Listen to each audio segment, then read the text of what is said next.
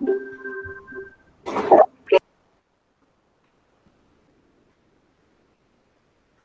1911, en el condado Chickasaw, en la plantación Piedmont.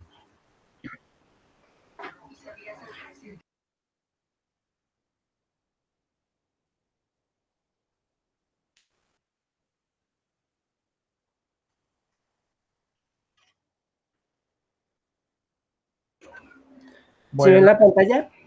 Sí, sí, pero tendríamos que ampliarla. Habilitar la edición y pantalla completa. Permítanme un segundo.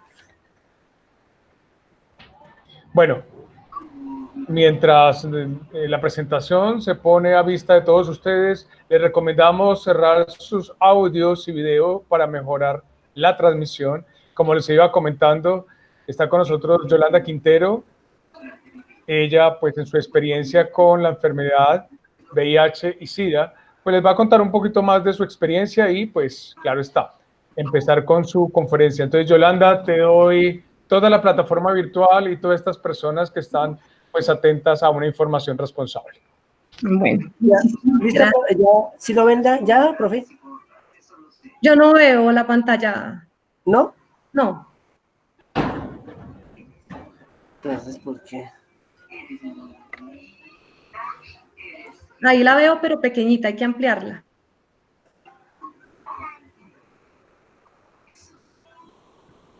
Ahí. Sí, ahí sí.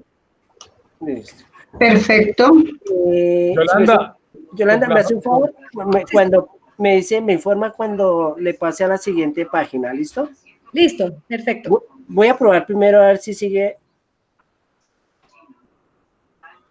Ahí paso a la siguiente. Otro clic.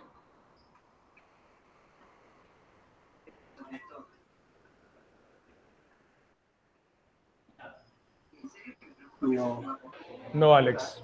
Ah, mire ya. Listo, ahí ya va arrancando.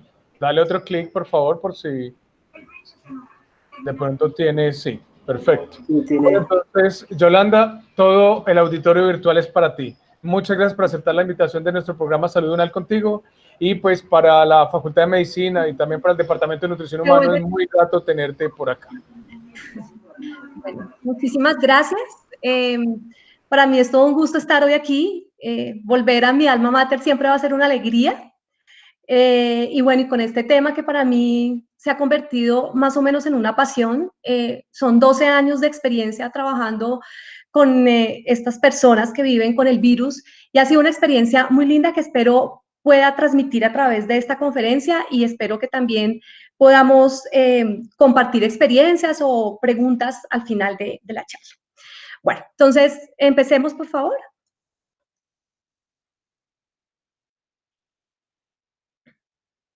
Regálame la pantalla, por favor. Ok. Entonces, el tema de nuestra conferencia es VIH y confinamiento y qué hacer desde la nutrición. Creo que en este momento estamos pasando por un momento de contingencia bien importante.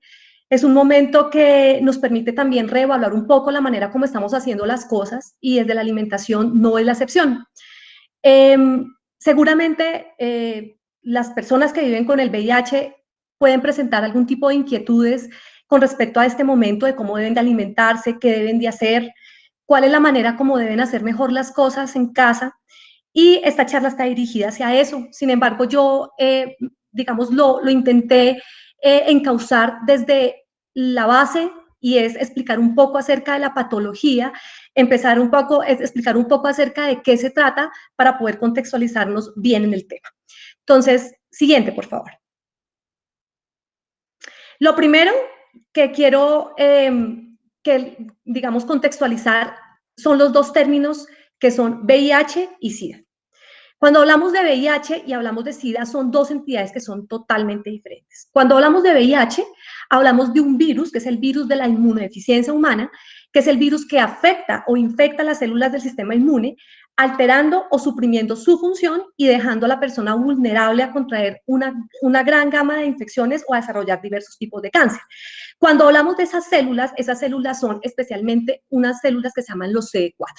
Los CD4 son un tipo de células que forman parte del sistema inmune y que se encargan de la fabricación de los anticuerpos para combatir todas las infecciones. Ellos son la gama, o son la diana, perdón, preferente del VIH. Cuando el VIH ataca estas células que son los CD4, entonces en ese orden de ideas se acaba con la capacidad defensiva del cuerpo. Cuando hablamos de SIDA, hablamos ya del síndrome de inmunodeficiencia adquirida, que es un término que se aplica a los estadios más avanzados de la infección por VIH y se define por la presencia de alguna de las más de 20 infecciones oportunistas o cánceres relacionados con el VIH. Entonces, podemos decir que el SIDA significa la fase más avanzada del VIH, pero esos son dos conceptos y son dos entidades que son totalmente diferentes. Siguiente, por favor. Ok, entonces, esta diapositiva la traje para poder ubicar cómo es la evolución de la infección por el VIH. Me parece importante que nos contextualicemos también en esto para que podamos estar seguros de qué es lo que pasa. Entonces, vemos en la gráfica un momento que se llama antes de la infección, que son las personas que son, podemos decir que son sanas, que no tienen ningún tipo de patología, donde vemos que los CD4, que son los punticos azules, que son las células de defensa, están en una muy buena cantidad y no hay presencia del virus. La siguiente etapa es la infección aguda por el VIH, donde vemos que hay una disminución de los CD4 y hay un aumento en las células del virus, o sea, las células que infectan, y esta etapa es la primera etapa y es la etapa más temprana de la infección. Normalmente se manifiesta por un lapso de 2 a 4 semanas. Es una fase en la cual normalmente las personas pueden empezar a tener algún tipo de síntomas que pueden ser fiebre, dolor de cabeza, algún tipo de erupciones cutáneas. En esta fase es una fase muy importante porque es una fase en la cual el virus se reproduce muy rápidamente y se propaga muy rápidamente por todo el cuerpo. Es en este momento cuando más se destruyen los CD4 y el sistema inmunitario o el sistema inmune empieza a luchar grandemente contra la infección. Durante esta fase, la concentración del virus en la sangre es muy grande, pero asimismo también si se empieza en este momento el tratamiento antirretroviral, los resultados son muy buenos y la persona puede experimentar beneficios para su salud muy importantes. La segunda parte, que es la infección crónica, la que ustedes ya ven, entonces fíjense cómo el virus va aumentando, los CD4 van disminuyendo, y esa es la segunda etapa de la infección, que se conoce también como una infección asintomática o una infección que es de latencia clínica. ¿Qué quiere decir eso? Que el virus sigue multiplicándose por el organismo, pero ya a unas velocidades mucho más lentas que las que se hicieron por infección aguda. Digamos que en este momento los pacientes no pueden no tener ningún tipo de síntoma y si el paciente o la persona ha iniciado tratamiento antirretroviral, normalmente los resultados son muy buenos, se frena esa evolución de VIH hacia SIDA y la persona puede tener una calidad de vida muy similar a la de cualquier persona. Y la tercera etapa, digamos, en el contexto que esta persona no cumpla con su tratamiento antirretroviral o no inicie su tratamiento antirretroviral por alguna situación, esta infección crónica puede avanzar hacia SIDA, que como ustedes se dan cuenta, es una gran cantidad de células relacionadas con el virus, con una muy poca capacidad de defensa, que son los CD4, y en ese momento, digamos que aparece algo que para los que trabajamos en los programas de VIH, los que sabemos de esto, pues no queremos nunca que aparezca, que son las famosas infecciones oportunistas o el cáncer, ¿sí? Esto se da cuando normalmente los linfocitos CD4, las células de defensa, están por debajo de 200 y hay una gran multiplicación o una gran replicación viral. Normalmente, digamos que esto no debería suceder cuando hay una buena experiencia y hay un buen tratamiento con el tratamiento antirretroviral. Ustedes se dan cuenta que durante toda esta diapositiva yo he hablado del tratamiento antirretroviral, porque hoy día se considera que realmente esos medicamentos son el pilar fundamental para poder tener una buena calidad de vida, una esperanza de vida inclusive igual a la de la población general. Siguiente, por favor. Entonces, aquí ya vamos a empezar a hablar acerca del sistema inmunológico. Hemos hablado todo el tiempo del sistema inmune, el sistema inmunológico, entonces vamos a definirlo. En primera medida, digamos que vamos a decir que la existencia del ser humano ha estado condicionada siempre y está condicionada siempre por una guerra, podemos decir que sin tregua, contra enemigos que son microscópicos, que no vemos, que pueden ser parásitos, hongos, bacterias o virus, y que normalmente pueden causar enfermedades que pueden ser desde muy leves hasta muy graves. El responsable de mantenernos sanos, protegidos, es el sistema inmune, que está formado por una cantidad de red o una red de células, de tejidos y de órganos que funcionan conjuntamente para proteger el cuerpo. El sistema inmunológico normalmente está formado por dos tipos de respuesta. Una respuesta que es la respuesta innata, que es esa respuesta que tenemos desde que nacemos. Estamos hablando del pH gástrico, estamos hablando de la piel, estamos hablando de la barrera intestinal y una respuesta que es una respuesta específica, que son las que desarrollamos a través del contacto con virus y con bacterias, donde el cuerpo desarrolla esas mismas barreras o defensas particulares contra cualquier tipo de microorganismos. Hasta ahí todo va bien, y eso es cuando el sistema inmunológico funciona de una manera adecuada. Pero, ¿qué pasa cuando esto no pasa? ¿Sí? O sea, porque hay situaciones en las cuales esto no sucede. Entonces, sucede que el sistema inmunológico no puede distinguir entre las células propias y de las ajenas, y es allí donde sobrevienen todas las enfermedades.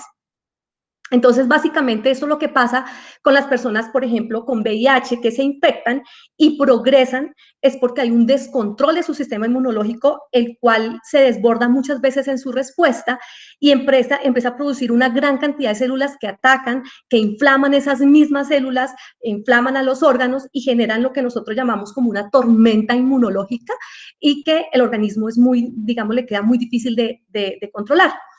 El virus del VIH afecta directamente el sistema inmunológico. De esta manera es importante que el tratamiento de la enfermedad y todo lo que refuerce y mantenga ese sistema inmunológico, pues bienvenido sea, porque ya eso ayuda a que se retarde el avance de la enfermedad. Siguiente, por favor. Entonces, aquí vemos esta gráfica en la cual podemos asociar cómo el sistema inmune está fuertemente condicionado o fuertemente asociado al estado nutricional del organismo. Las personas mal alimentadas siempre van a presentar un mayor riesgo de contraer infecciones. Como ya dijimos, el VIH tiene un impacto muy importante sobre el sistema inmunológico.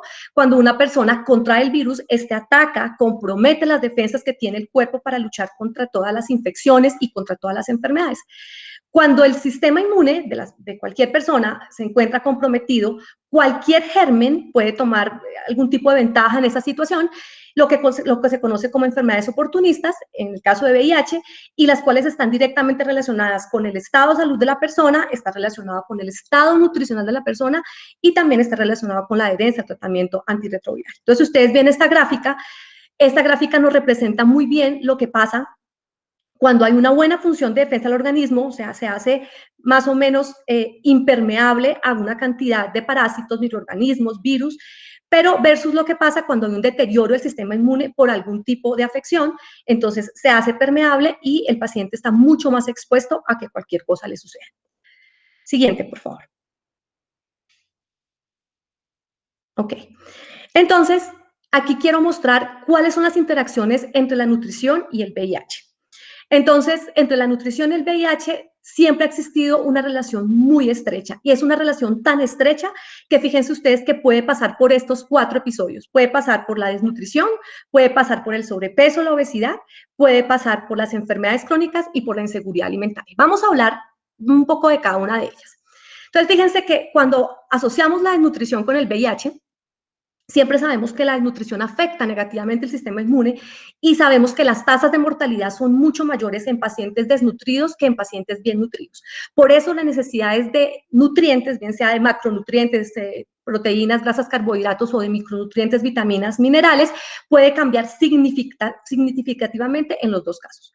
Si hablamos de sobrepeso, la prevalencia del sobrepeso y la obesidad ha aumentado de una manera importante en los pacientes o en las personas que viven con VIH y esto ha alterado un poco el perfil cardiometabólico de los pacientes. Sabemos que la obesidad y el sobrepeso se asocian mucho más a que el paciente contraiga enfermedades crónicas, que es lo que sigue en el cuadro, ya que esas enfermedades crónicas, por ejemplo, como la hipertensión, la diabetes, la osteoporosis, el deterioro cognitivo, están muy relacionados con el estado nutricional también de la persona, están muy relacionados si la persona tiene sobrepeso, obesidad, y digamos que estos factores hoy día son muy comunes en las personas que viven con VIH. Y no puedo pasar por acá sin hablar de la inseguridad alimentaria, definiendo la seguridad alimentaria como esa falta de acceso físico y económico a los alimentos que permiten satisfacer las necesidades nutricionales de cualquier individuo. Entonces, en las personas que viven con VIH, las estimaciones de prevalencia de esa inseguridad alimentaria oscila más o menos entre el 24 y el 50%. O sea, eso es una población muy importante. Y adicional a eso, pues digamos que cuando vemos personas con el virus del VIH que tienen enfermedad mental, que tienen abuso de las sustancias psicoactivas y que viven en situación de pobreza, esa inseguridad alimentaria se acentúa muchísimo más. Siguiente, por favor. Entonces, siguiente. Eso es un... Ok. Entonces, aquí vemos cómo hay una relación, esa misma relación entre el VIH y la nutrición es tan estrecha que puede, digamos, comportarse de una manera muy recíproca. El riesgo de la desnutrición siempre va a aumentar en la medida en que la infección progresa. Por eso es muy importante, y si me están escuchando profesionales de nutrición, médicos, es muy importante siempre estar atentos a satisfacer todas las necesidades nutricionales de nuestros pacientes.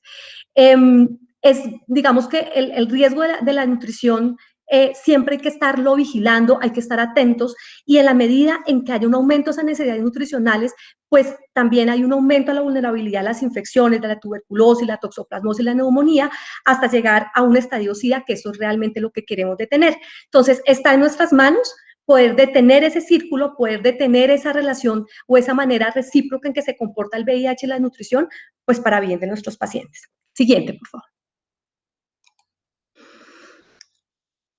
Pero fíjense que así como estamos hablando de nutrición, también tenemos que hablar de riesgo cardiovascular. Hablamos de sobrepeso, hablamos de obesidad, hablamos de ese riesgo cardiometabólico que hay en estos pacientes. Y fíjense que esta es una gráfica que me parece, siempre me ha gustado utilizarla, porque conocemos que hay muchos factores de riesgo cardiovascular que están de manera muy común en toda la población. Entonces, en la población general vemos que la edad es un factor de riesgo cardiovascular, que el tabaquismo, que el aumento en los niveles de colesterol y de triglicéridos, que la resistencia a la insulina, la intolerancia a los carbohidratos y la hipertensión, son factores que son muy comunes en la población general y que hacen que el paciente, que cualquier persona tenga riesgo cardiovascular.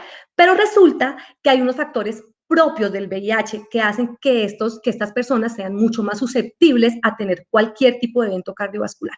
Estamos hablando, por ejemplo, como la respuesta inflamatoria a la enfermedad, o sea, estamos hablando que esta patología es una patología que está realmente muy asociada a la inflamación, a daños en el intestino, daños en los tejidos, replicación del virus en unos órganos que se llaman órganos santuarios o órganos reservorios del virus, que hacen que el endotelio se inflame, y cuando eso pasa es cuando sucede el riesgo cardiovascular. Entonces hay factores muy asociados y no puedo dejar de nombrar la terapia antirretroviral. La terapia antirretroviral, aunque cada vez es más amigable con el corazón y cada vez es más amigable con el riesgo cardiovascular, aún se considera como un factor de riesgo cardiovascular. Entonces, por eso, cada vez que estamos frente a un paciente, con una persona que vive con VIH, tenemos que estarle vigilando el riesgo cardiovascular y haciendo todo de nuestra parte para que ese riesgo disminuya.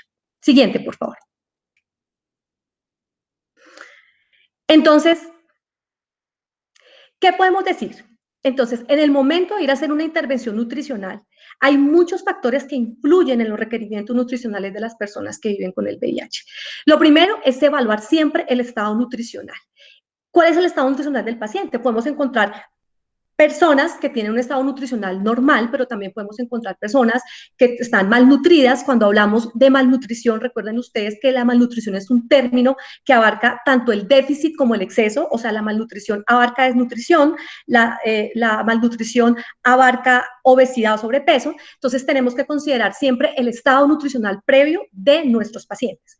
Lo segundo es si hay alteraciones metabólicas. ¿A qué me refiero con alteraciones metabólicas? Si a raíz de, por ejemplo, de los antirretrovirales, el paciente puede estar haciendo distribuciones anormales de grasa en su cuerpo, lo que se llama o lo que se conoce como lipodistrofia, o por el contrario puede estar haciendo algún tipo de pérdida de masa grasa y pérdida de masa muscular que se conoce como síndrome de desgaste. Entonces, esas alteraciones metabólicas hay que considerarlas, hay que tenerlas en cuenta como factores importantes que influyen en los requerimientos nutricionales.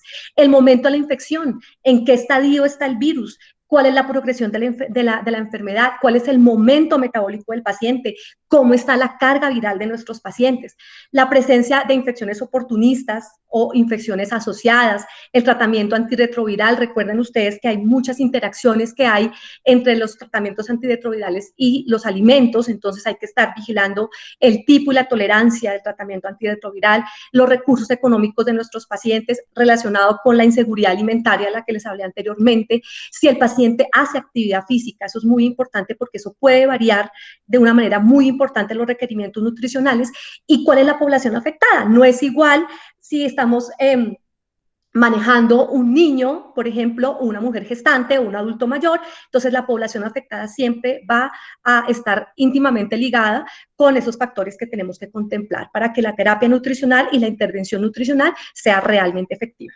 Siguiente, por favor.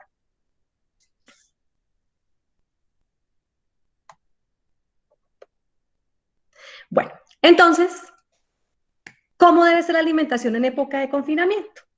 Entonces, esto a veces se convierte en un gran dilema, como les decía al comienzo: ¿qué voy a comer? ¿Necesito comer diferente? ¿Necesito hacer algo especial? Y la respuesta es no.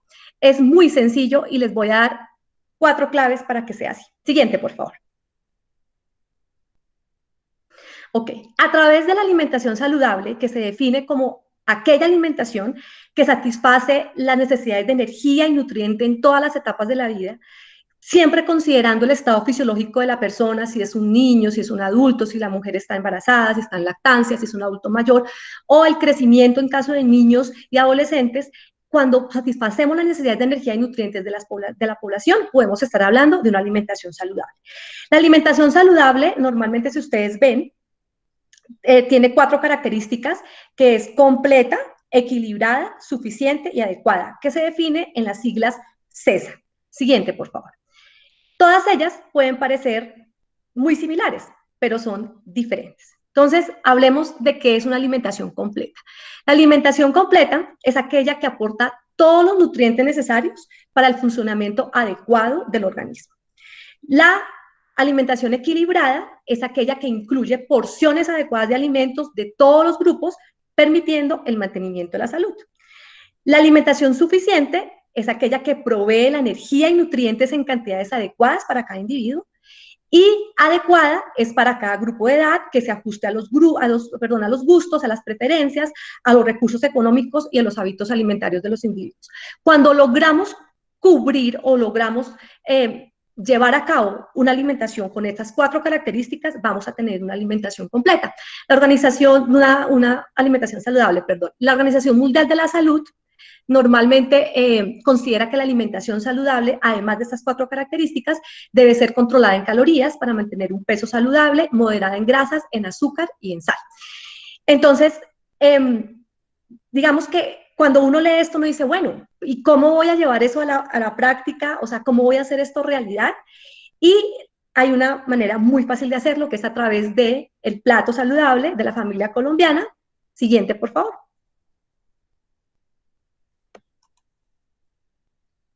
Ok, entonces el plato saludable de la familia colombiana es que en Colombia se ha establecido que el plato debería llevar 6 grupos de alimentos, que ustedes se dan cuenta ahí que son, vamos a enumerarlos rápidamente para que los vean: los cereales, las raíces y los tubérculos y los plátanos, que son alimentos que aportan gran cantidad de energía a la alimentación; las frutas y las verduras, que son ricas en vitaminas, en fibra, en agua y en algunos minerales como el potasio; la leche y los productos lácteos, que son alimentos que se destacan por un muy buen contenido de calcio, proteína y algunas vitaminas; las carnes, los huevos y las leguminosas, que aportan proteínas, aportan minerales como el hierro, vitaminas y las leguminosas, que aportan fibra y aportan potasio; las grasas, que son fuente de energía, ahí están, por ejemplo, los aceites, la mantequilla, el aguacate; y los azúcares, que también son fuente de energía, como son el azúcar, la panela y la miel.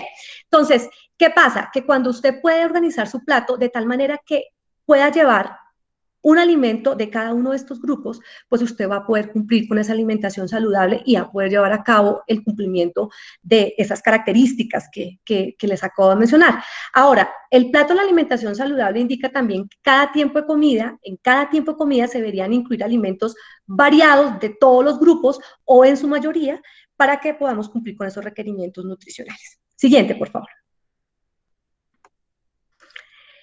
Sin embargo, tengo que decir también que hay unos nutrientes que están estrechamente relacionados con el sistema inmune. Esos dos nutrientes son la proteína y los micronutrientes.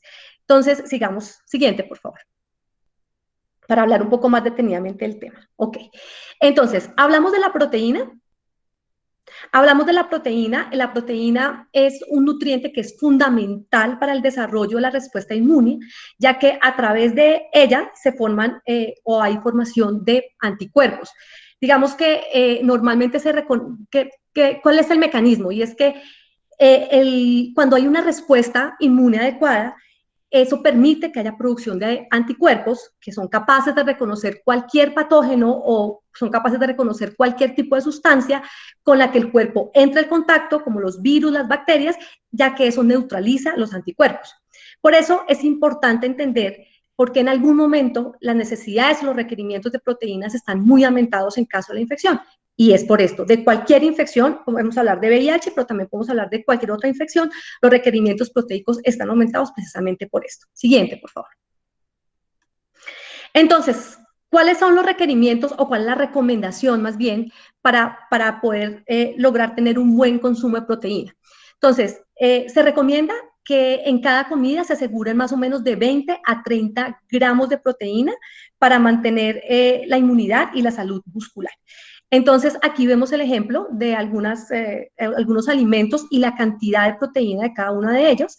Entonces, por ejemplo, vemos que 2 huevos tienen 14 gramos de proteína, media taza de lentejas tiene 6 gramos de proteína, una tajada mediana de carne tiene 23, una tajada mediana de queso tiene 7, una tajada mediana de pollo tiene 23 o de pechuga, y un vaso de leche tiene 3.5. Entonces, el truco y digamos que la idea de poner esta diapositiva es para que usted pueda organizar en cada comida, poder cumplir o poder organizar más o menos una cantidad entre 20 y 30 gramos de proteína para poder cumplir con esos requerimientos nutricionales. Usted puede variar como quiera, porque podría, por ejemplo, pensar en consumir lenteja con un huevo, por ejemplo, o podría pensar en consumir el pedazo de carne solo o el pedazo de pechuga solo, pero la idea es que pueda hacer más o menos uso de cada una de estas cantidades para que pueda cumplir con esos requerimientos de proteína. Siguiente, por favor. Ok, y hay algunos, digamos, otros nutrientes relacionados con el sistema inmune que son los micronutrientes.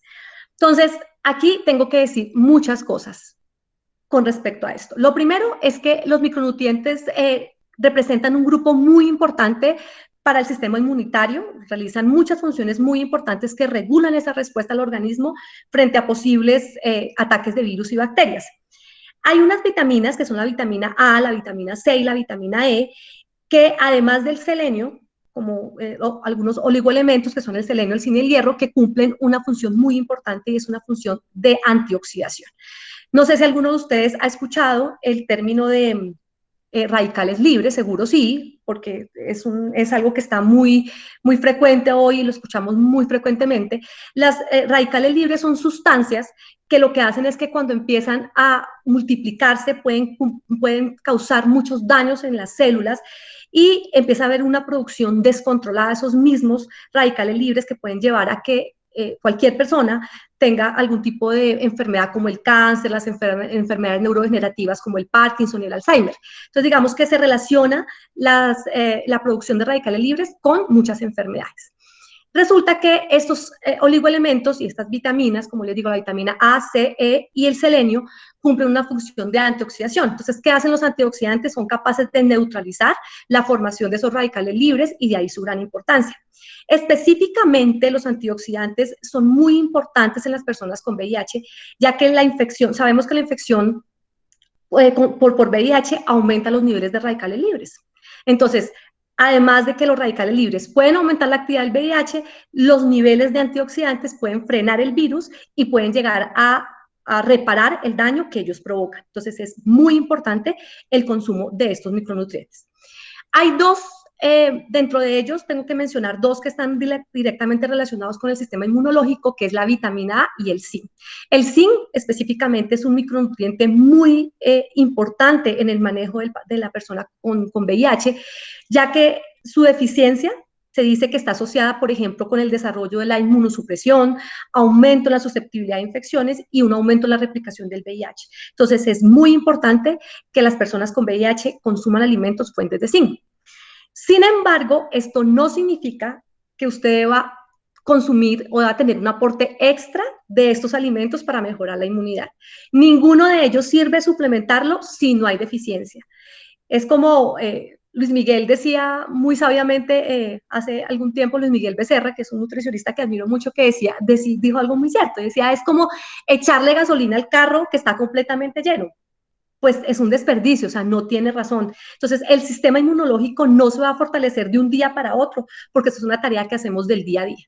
Ante una situación de deficiencia de un nutriente que esté implicado, consumirlo puede tener algún tipo de ventaja, pero la suplementación no tiene ningún efecto si no existe ningún tipo de deficiencia. Aquí podemos poner, por ejemplo, un ejemplo, perdón la redundancia, muy claro en estos días, y es la vitamina C. Entonces, la vitamina C está escasa, usted no encuentra vitamina C en ninguna droguería, todo el mundo está consumiendo vitamina C, pero realmente ingerir mucha vitamina C solo mejora el sistema inmune en el caso que haya una carencia de vitamina C, de lo contrario no sirve absolutamente para nada. Entonces, eso es muy importante que quede claro. Siguiente, por favor.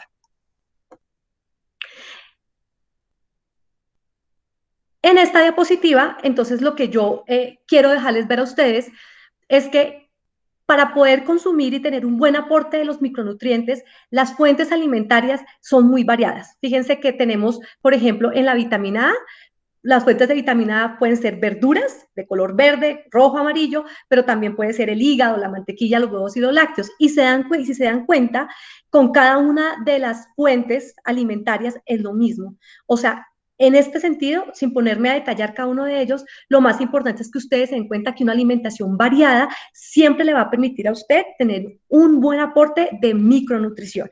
Entonces, no sé si sea útil para ustedes tomarle una foto a la pantalla para que más o menos, para no detenernos en cada uno de los alimentos, pero quiero que se den cuenta de eso. Una alimentación variada le permite cumplir con los requerimientos de micronutrientes. Siguiente, por favor.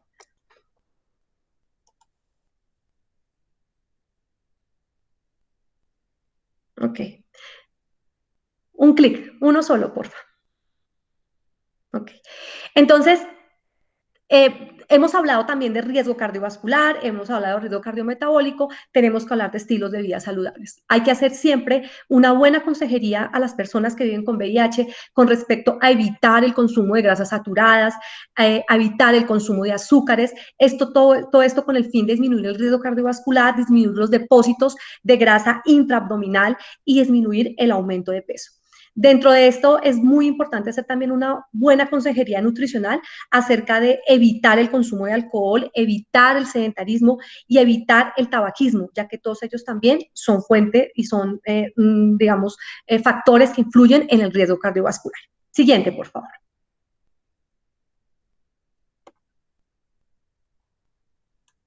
Okay. Entonces, aquí hablamos de seguridad alimentaria.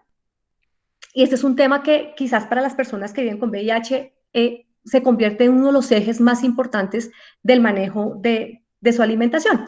Entonces, cuando hablamos de la seguridad o la inocuidad alimentaria, ella se trata de la forma adecuada de escoger o seleccionar, manipular, preparar y almacenar los alimentos para prevenir las enfermedades transmitidas. Sabemos que el VIH debilita el sistema inmunológico y es mucho más probable que las enfermedades que sean transmitidas por alimentos sean más graves y duren mucho más tiempo en una persona que vive con VIH a una persona que no la tiene. Entonces, el adecuado seguimiento de cada uno de estos pasos va a reducir el riesgo de esas enfermedades. La seguridad alimentaria reduce el riesgo de estas enfermedades. Entonces, hablemos rápidamente de cada una de ellas. Cuando hablamos de selección de alimentos, tenemos que hablar de hacer una adecuada selección de alimentos para definir el tipo que usted necesite de alimento, las porciones, las cantidades, los tipos de preparaciones que se pueden o se deben elaborar. Los alimentos deben ser escogidos de formas diferentes, en colores diferentes, para que de esa manera haga más atractivo el plato y permita complementar todos los nutrientes.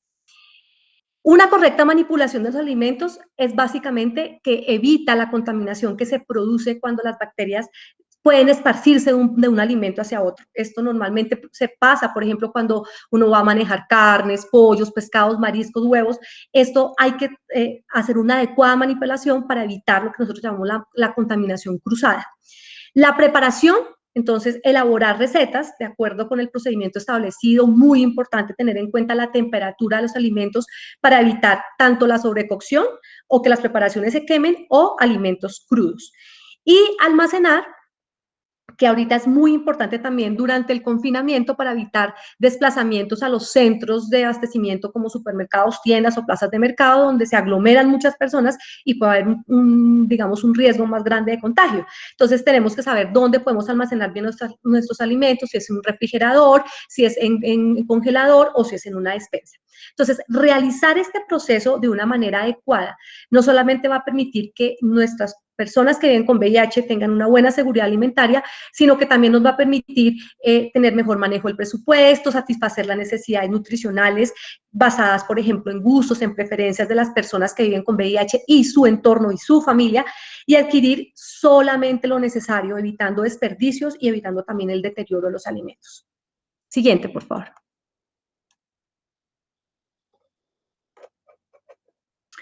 Y no puedo pasar por acá sin hablar acerca,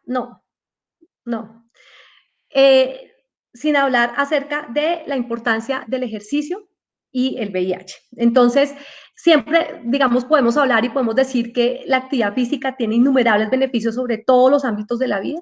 Sin embargo, en cuanto a los efectos inmunológicos son múltiples, se han reportado muchísimos estudios donde se asocia la práctica de la actividad física con un aumento en la producción de anticuerpos, con una disminución de las hormonas que producen estrés y, por el contrario, un aumento en las hormonas que producen bienestar y alegría, como son las endorfinas, la serotonina, la dopamina, la oxitocina.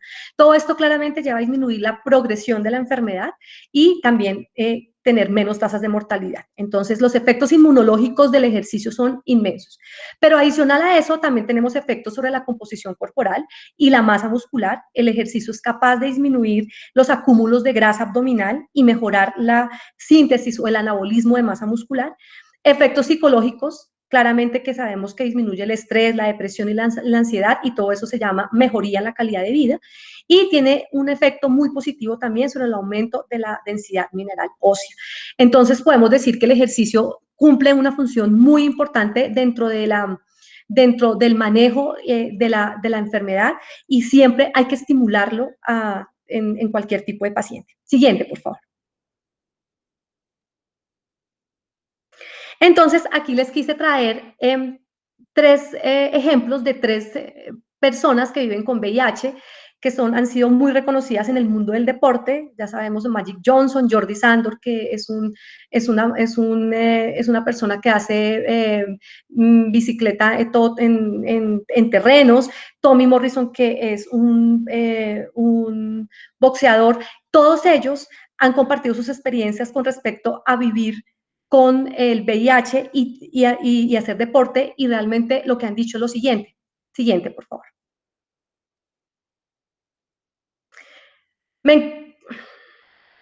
Me encantaría animar a personas con VIH que les guste el deporte y que quieran dar un paso hacia adelante y no tengan problema para decir, vivimos con VIH y hacemos deporte.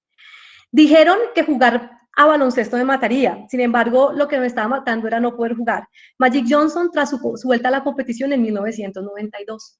Se juzga fácilmente y en el deporte también. Ojalá cambiara. Espero que los deportistas adquieran más conciencia, y la gente también, que el VIH es una enfermedad crónica, de que se puede convivir y hacer deporte, y de que el deporte es una de las mejores medicinas para el ser humano. Disfrutar del ejercicio es lo mejor que te puede pasar para vivir bien.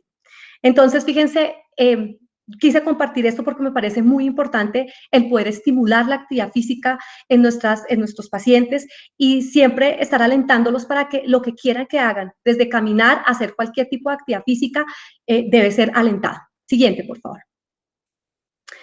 Y ya para finalizar, no puedo dejar de darles unas ideas para llevar a casa.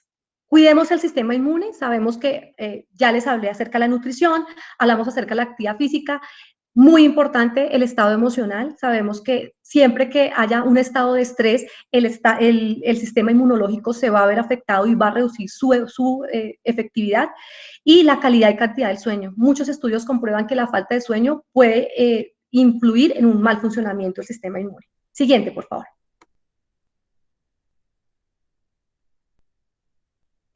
Finalizo con esto. Una buena nutrición no puede curar el SIDA o evitar la infección por VIH, pero puede contribuir a mantener y mejorar el estado nutricional de una persona que padece el VIH-SIDA y demorar el tránsito del VIH a las enfermedades relacionadas con el SIDA. Bueno, creo que esto era lo que quería contarles por hoy. Espero que haya sido claro para ustedes y quedo abierta a cualquier inquietud que tengan. Yolanda, mil gracias por tu presentación, por esa ruta que tomaste para cerrar también con una motivación para las personas que en su momento manejamos este tipo de... Vamos a estas dinámicas asistenciales y ahora le damos la oportunidad a nuestros participantes para que hagan sus preguntas. Mientras ellos las escriben en el chat, creo que ya tenemos una por aquí. Vamos a ver. Bueno, no sé qué pasa por acá, pero bueno, mientras tenemos ese contacto, yo te hago una pregunta. Por lo general, bueno, aquí ya se arregló esto.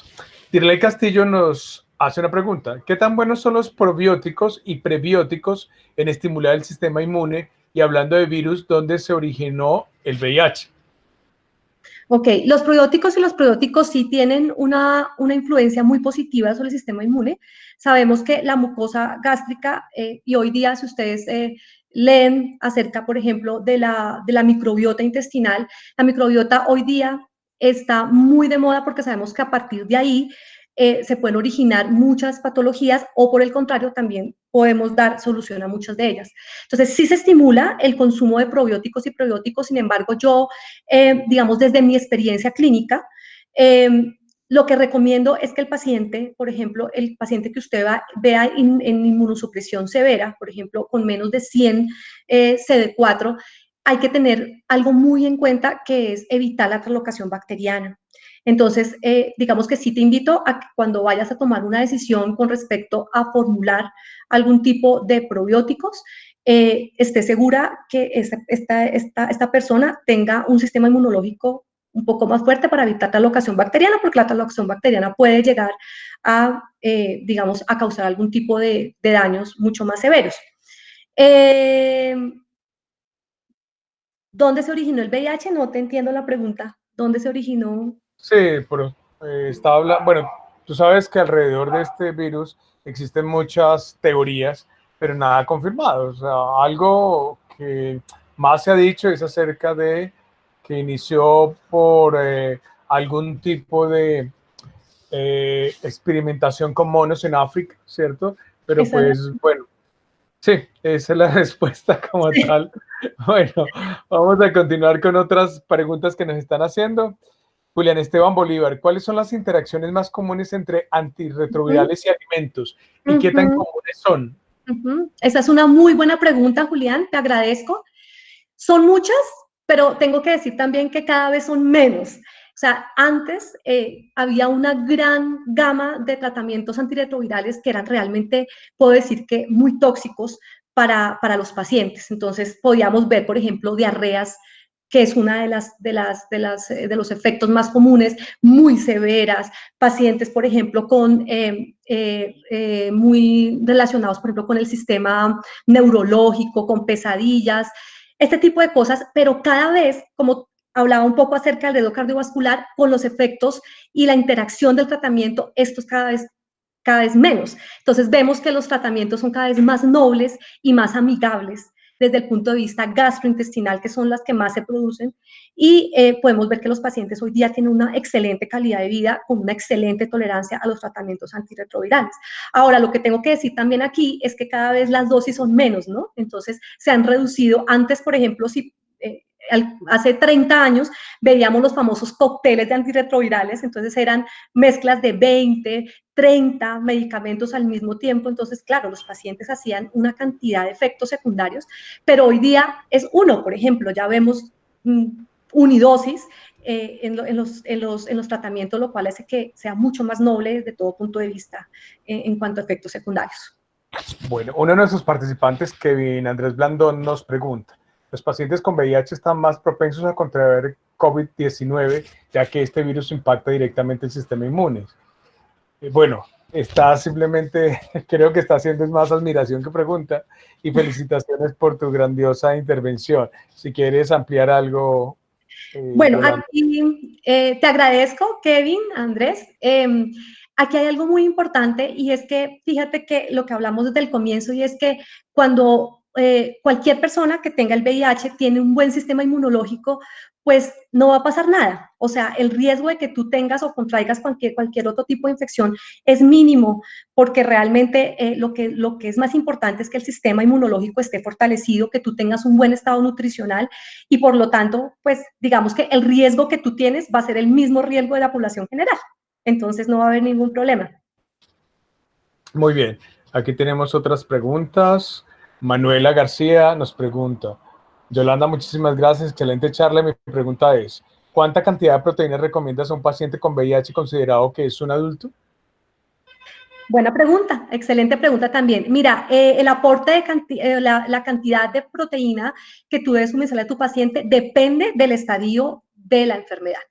Si tenemos un estadio que va, digamos, es un paciente en una infección aguda que hasta ahora está comenzando, los requerimientos mínimos de proteína debe ser 1 gramo por proteína, 1 gramo de proteína por kilo de peso. Pero, por ejemplo, si tenemos un paciente en estadio SIDA, los requerimientos pueden ser hasta 2 a 2.5 gramos por kilo de peso. No te puedo dar una cifra exacta porque la cifra depende del estadio en el cual se encuentre tu paciente. Sí, entonces para lo cual pues se requiere la valoración nutricional para identificar esas necesidades. César Ojeda nos pregunta: al mantener una alimentación sana y acorde a lo explicado, pero en una cuarentena donde es casi imposible ejercitarse, ¿esta alimentación no genera aumento de peso por el sedentarismo? Fíjate que ahí, César, ahí está la clave, y es que cuando uno tiene una alimentación equilibrada, o sea, completa, equilibrada, saludable y adecuada, esto no va a suceder porque vas a consumir exactamente lo que tu cuerpo necesita. Ahora, ¿yo qué te recomiendo? Tú me dices que estás sedentario, pero debes encontrar maneras de poder ejercitarte. O sea, en casa podemos encontrar maneras también para no quedarnos tan quietos y poder hacer que todos esos nutrientes también tengan un adecuado metabolismo. O sea, mi recomendación es que en todo caso, de alguna manera, busques ejercitarte, que busquemos también las porciones adecuadas, los tiempos de consumo adecuados. Eso va a permitir que tú no te aumentes de peso. Otro participante nos pregunta, Julián Esteban Bolívar: ¿es posible generar gastritis o algo así debido al consumo por antirretrovirales? Por el consumo de antirretrovirales, por el consumo de cualquier tipo de medicamento, claro que sí, se puede generar algún tipo de enfermedad acidopéptica, pero ahí es muy importante el consumo de alimentos, es muy importante el fraccionamiento de horarios, es muy importante que si tienes algún tipo de síntoma, le consultes a tu médico para pues ver opciones también para poder neutralizar la producción de ácido gástrico. Muy bien, por ahora no hay más preguntas, entonces voy a utilizar este tiempo para hacerte preguntas. ¿Por qué es tan importante la valoración nutricional en estos pacientes? Pues John, eso es una respuesta muy extensa, pero yo te podría decir por varias cosas. Lo primero es porque el objetivo, yo creo que el manejo de cualquier tipo de evaluación nutricional es mejorar la calidad de vida de los pacientes. Y es una población en la cual debemos de trabajar muy enfáticamente en mejorarle su calidad de vida. Cuando tú puedes hacer una buena evaluación nutricional y haces todo el proceso completo, desde la evaluación, desde la intervención nutricional, desde el seguimiento nutricional, vas a permitir que tu paciente tenga una muy buena calidad de vida y se comporte de una manera muy parecida a la población general. Segundo, la evaluación nutricional que nos permite identificar cuáles son las posibles, digamos, causas por las cuales el virus evoluciona. ¿Qué quiero decir yo? Por ejemplo, cuando tú evalúas a un paciente y le haces una buena valoración en cuanto a su peso, su talla, su porcentaje de grasa, su porcentaje de masa muscular, vas a evitar que este paciente progrese hacia entidades que no queremos. Por ejemplo, lo que les decía anteriormente, la lipodistrofia, que son esos depósitos de grasa que no queremos de manera inadecuada, o que, por ejemplo, el paciente haga algún tipo de déficit nutricional muy severo como el síndrome de desgaste. Entonces, la evaluación nutricional es muy importante, pero yo te diría y te ampliaría que no solamente la evaluación nutricional, sino hacer todo el proceso de evaluación nutricional desde el tamizaje hasta el seguimiento. Muy bien. Otra de las preguntas que generalmente resultan para muchas enfermedades crónicas es el uso de algunas hierbas que estimulan el sistema inmune, en donde hacen mucha propaganda, ¿cierto? Por ejemplo, he escuchado de quinácea, he escuchado de, bueno, de algunas mezclas que venden por ahí como maravillosas. ¿Qué opinas tú de eso? Pues bueno, yo opino, John, que nada hay basado en evidencia. Mientras no haya nada basado en evidencia, yo realmente no recomiendo nada de eso. ¿Qué puedo recomendar yo? Si realmente, por ejemplo, la alimentación no puede cumplir con sus cuatro pilares fundamentales de los que ya hablamos, se hace necesaria una suplementación nutricional. Y la suplementación nutricional en las personas que viven con VIH es muy importante. Pero como tú mismo lo dijiste anteriormente, debe ser algo que sea planeado, algo que sea diagnosticado y que sea hecho por un profesional en nutrición. No es adecuado porque la vecina, porque el amigo, porque el otro amigo me dijo que tenía que comprarlo. Yo realmente no recomiendo eso, sino que debe ser algo dirigido por un profesional en nutrición. Bueno, Julián Camilo Cañas nos pregunta, ¿la lipodistrofia hay forma de evitarla desde la parte nutricional? Mira, la lipodistrofia, que se define como una acumulación, digamos, inadecuada de grasa en varias partes del cuerpo, una distribución asimétrica, está realmente muy ligada al tratamiento antirretroviral. Sin embargo, sí tengo que decir que hoy día los tratamientos antirretrovirales son mucho más nobles en ese sentido y ya no se ve como se veía anteriormente. Entonces, digamos que la lipodistrofia se dice que está muy ligada al tratamiento antirretroviral, pero en mi experiencia clínica yo te puedo decir que el ejercicio y una alimentación balanceada sí ayudan por lo menos a frenar que esa distribución de grasa normal se haga de una manera más controlada. Entonces, sí es recomendable, dentro de la evaluación nutricional, por ejemplo, siempre estar midiendo perímetro abdominal, estar midiendo perímetro torácico, y en algún momento, cuando se detecte que hay una lipodistrofia, pues inmediatamente comentarlo dentro de la junta médica del programa, porque esto daría lugar para cambios en el tratamiento antirretroviral, que eso es lo que se hace hoy día comúnmente, y es pasar a una terapia antirretroviral que, digamos, evite que esto se haga de una manera muy acelerada y da buenos resultados. Excelente. Julián Esteban Bolívar nos dice, muchas gracias, Yolanda, es una labor inmensamente valiosa e importante la que usted realiza. Yo he escuchado mucho de la planta uña de gato, acá me acordé del cartílago de tiburón, me acordé de todas estas cosas que en su momento escuchamos. ¿Qué opinas tú? Pues yo no he escuchado mucho la planta la uña de gato, Julián, discúlpame, ahí no te puedo contestar nada porque la verdad no sé, no tengo respuesta para eso. Disculpa. Muy bien, y aquí nuestra última pregunta. ¿Un paciente con VIH es recomendable el déficit calórico con fines de perder grasa? Claro, todo lo que se haga de una manera controlada se puede hacer.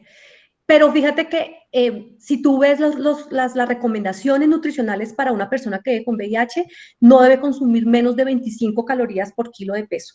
Es decir, que esos regímenes de alimentación tan estrictos o Te pongo un ejemplo así súper rápido, esas dietas milagro de 800, 900 calorías, lo único que van a hacer es debilitar el sistema inmunológico y causar muchos más problemas. Claro que se puede hacer un déficit calórico totalmente, pero debe ser controlado y siempre teniendo en cuenta, lo que les digo, es una buena relación entre las calorías y las proteínas, para que de esa manera ese déficit calórico no vaya a afectar la masa muscular de nuestros pacientes.